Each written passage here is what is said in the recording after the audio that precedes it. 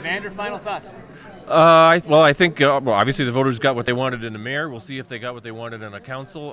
They want more of the same. We'll see if this council is capable of delivering it, or if they get split and start arguing and cause fireworks, which of course will be entertaining to the media. That's going to be the hardest job for Mayor Dilkens. It's something that really takes a lot of work, a lot of effort. And I think what Drew's going to need to do as mayor is bring council together very early on, get them to agree to a consensus vision, get them to put all the ideas on the table, but shape a vision for the next 4 years, and then map out a plan to execute and to implement. Well, which year was it that you held you held an event at Willisted where you got all of council together and administrators? Yeah. And it was open to the media, and you said, okay, let's throw out all the ideas. What are our priorities? We did it often. We did it often in the first two terms, and even in the third term. And it was important for me to do it often because I always had to go back and remind councillors, well, wait a minute, this is what we agreed to. This is the course that we set. And that was part of our success, our ability to go back and say, this is what we said what we wanted to do. What's changed? Well, I'd never heard of another municipality doing that. Have you ever heard of one?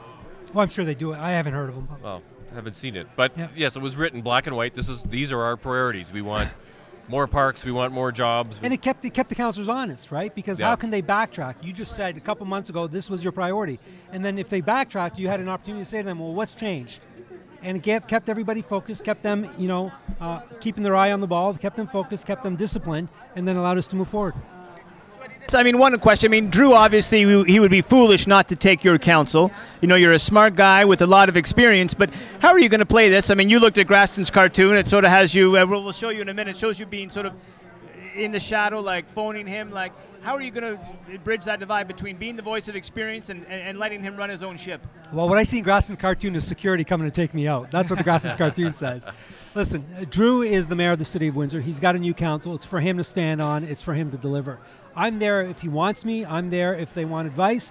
But the benefit, and Drew and I talked about this, the benefit is I didn't have the opportunity to call my predecessor, right? I would have loved to, right? Because coming into a new job like this, you want the ability to be able to lean on somebody that's been in office before. So it's there, it's available. If he wants it, he wants it. I'm moving on to my own thing, guys. I'm going to be busy. I've got a couple other things that you're going to hear about in the next couple of weeks, and they're going to keep me pretty busy and keep me involved. So I'm moving on, but I'm there if they want advice. If he wants to run something by me, if any role I can play, I'm there to play. But make no mistake, he's the mayor. He's got a council.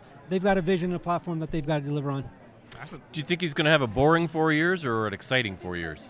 Well, I think, again, that's going to come out of what he's able to do with his council. There's an interesting mix and an interesting dynamic on city council, right? Bill Morrow walked in here just shortly before 8 and stayed till the very end. So you've got a lot of interesting politics that are going to take place at this council. My hope is that council just is able to put this election behind them and not worry about the next election. Focus on mapping out the vision now, focus on what needs to get done now, and start working towards getting that job done. It's going to be up to them, Chris, in terms of what that vision is. But if they don't get together, if they don't get focused, if they don't get disciplined, the media is going to have a lot of fun. All right, well, okay. Well, I don't know what to hope for, a well-run city or a media field. Grist for the mill. Grist for the mill.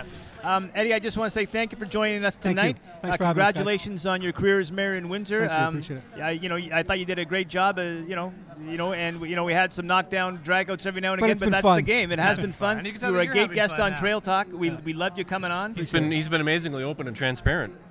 Yeah, that's one thing that I don't understand. Anyways, listen, you guys have been great. Thank you for covering me for the last 11 years. And when I first got elected, I only said, I don't care what you write about me as long as you give me a chance to tell my story. And you guys always gave me a chance to tell our side, and I appreciate that. And Trail Talk is great. I'm glad you guys did this for the election. I hope you guys continue it. If there's no reason, you said you have a lot coming up, but it could be a 3-person show, so we hope to have you back. I'll wait for the invite. So. All right, perfect. All right, and just before we wrap here, a big shout out to the star photographers who covered this tonight. Also to Marty Beneteau for having the vision to get us all this gear in a time that's pretty lean for newspapers, but we're putting our money where our mouth is, trying to do what we can on all 4 platforms for Windsor and Essex County. Chris, thank you. Dylan, thank you. Eddie, thank you. This has been the final edition of Trail Talk, live from the Komodo Club. We are the Windsor Star. Good night. Good night.